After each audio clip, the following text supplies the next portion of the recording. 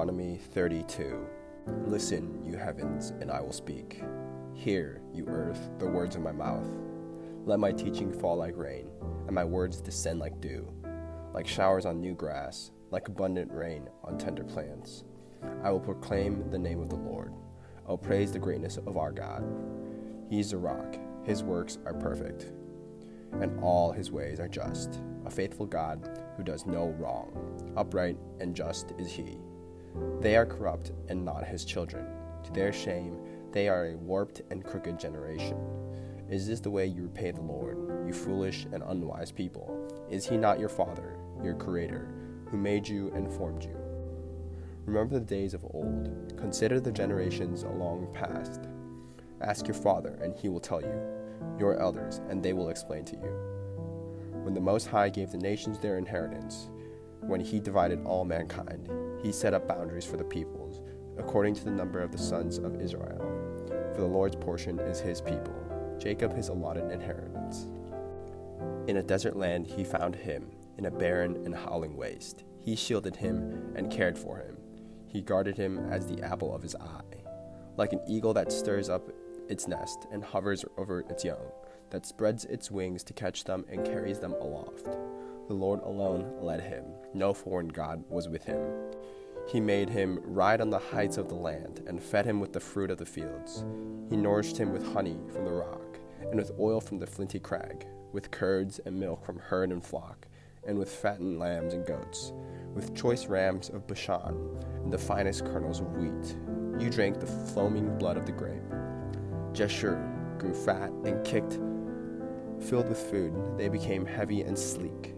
They abandoned the God who made them and rejected the rock their savior. They made him jealous with their foreign gods and angered him with their detestable idols. They sacrificed to false gods which are not God, gods they had not known, gods that recently appeared, gods your ancestor did not fear. You deserted the rock who fathered you. You forgot the God who gave you birth. The Lord saw this and rejected them, because he was angered by his sons and daughters. I will hide my face from them, he said, and see what their end will be, for they are a perverse generation, children who are unfaithful. They made me jealous by what is no God, and angered me with their worthless idols.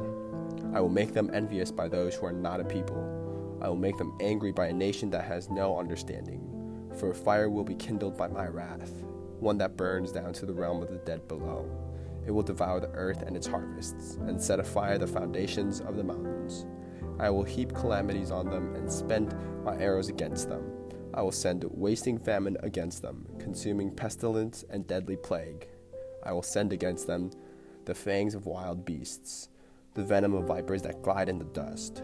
In the street, the sword will make them childless. In their homes, terror will reign. The young men and young women will perish, the infants and those with gray hair. I said I would scatter them and erase their name from human memory, but I dreaded the taunt of the enemy, lest the adversary misunderstand and say, our hand has triumphed. The Lord has not done all this. They are a nation without sense. There is no discernment in them. If only they were wise and would understand this and discern what their end will be.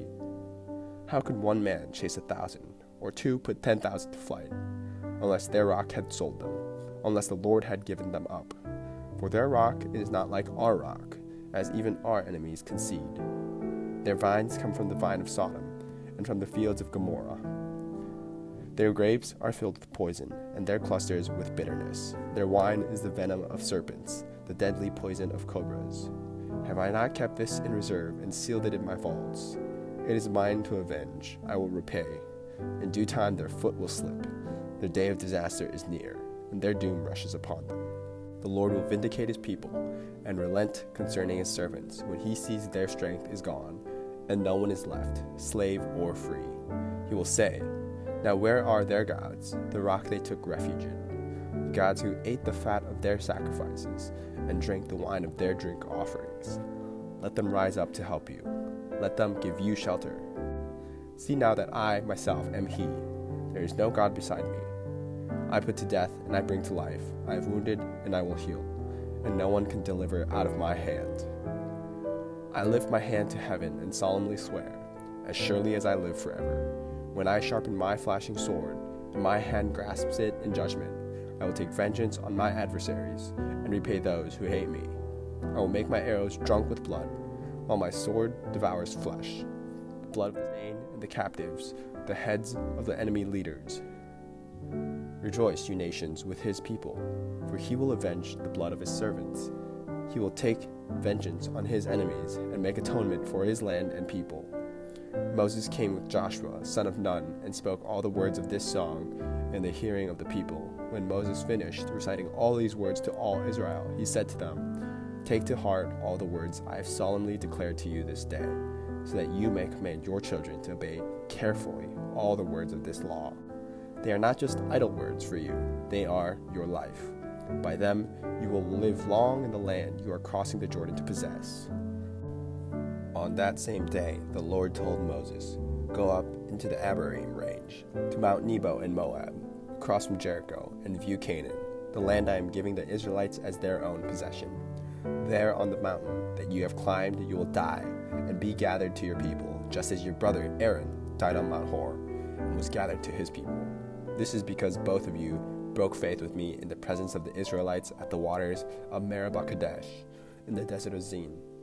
And because you did not uphold my holiness among the Israelites, therefore you will see the land only from a distance. You will not enter the land I am giving to the people of Israel." Deuteronomy 33. This is the blessing that Moses, the man of God, pronounced on the Israelites before his death. He said, "The Lord came from Sinai and dawned over them from Seir. He shone forth from Mount Paran. He came with the myriads of holy ones from the south, from his mountain slopes. Surely it is you who love the people. All the holy ones are in your hand. At your feet they all bow down, and from you receive instruction. The law that Moses gave us, the possession of the assembly of Jacob, he was king over Jeshurun.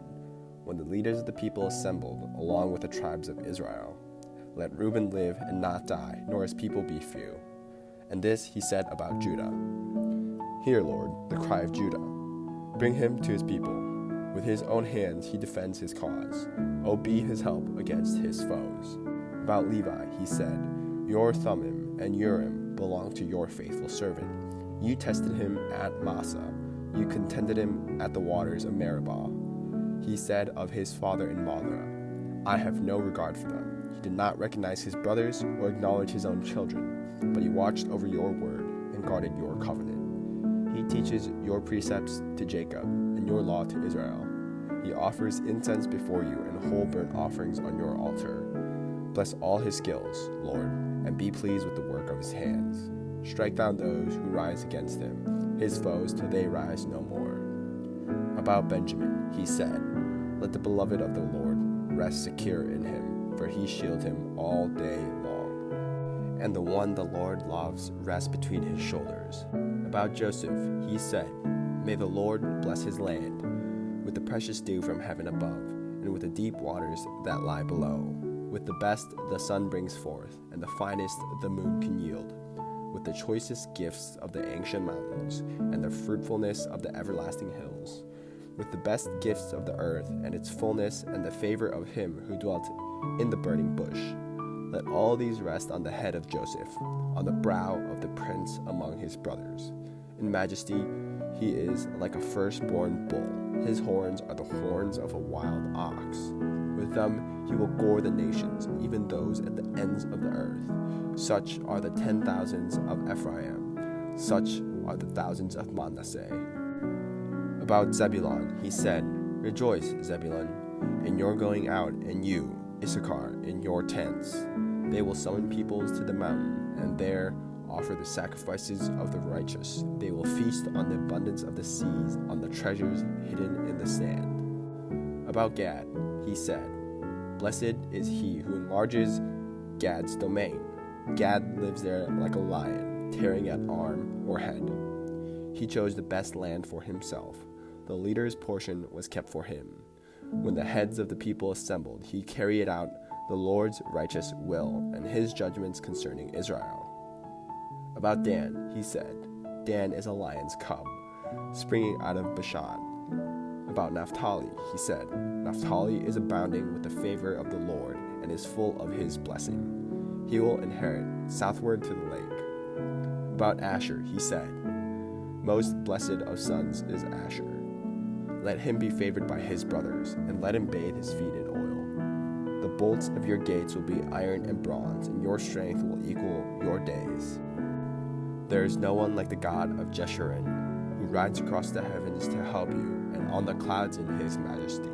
The eternal God is your refuge, and underneath are the everlasting arms.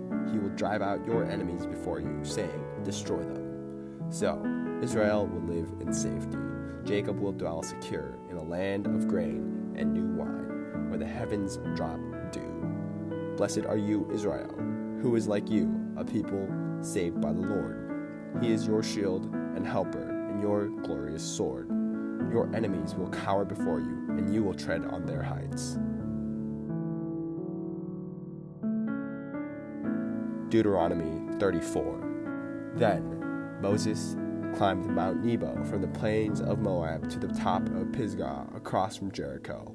There the Lord showed him the whole land from Gilead to Dan, all of Naphtali, the territory of Ephraim and Manasseh, all the land of Judah as far as the Mediterranean Sea, the Negev, and the whole region from the valley of Jericho, the city of palms, as far as Zoar. Then the Lord said to him, This is the land I promised on oath to Abraham, Isaac, and Jacob, when I said, I will give it to your descendants. I have let you see it with your eyes, but you will not cross over into it. And Moses, the servant of the Lord, died there in Moab, as the Lord had said. He buried him in Moab, in the valley opposite Beth Peor. But to this day, no one knows where his grave is. Moses was 120 years old when he died, yet his eyes were not weak, nor his strength gone. The Israelites grieved for Moses in the plains of Moab 30 days, until the time of weeping and mourning was over. Now Joshua, son of Nun, was filled with the spirit of wisdom, because Moses had laid his hands on him. So the Israelites listened to him and did what the Lord had commanded Moses. Since then, no prophet has risen in Israel like Moses, whom the Lord knew face to face, who did all those signs and wonders the Lord sent him to do in Egypt, to Pharaoh and to all his officials, and to his whole land. For no one has ever shown the mighty power or performed the awesome deeds that Moses did in the sight of all Israel.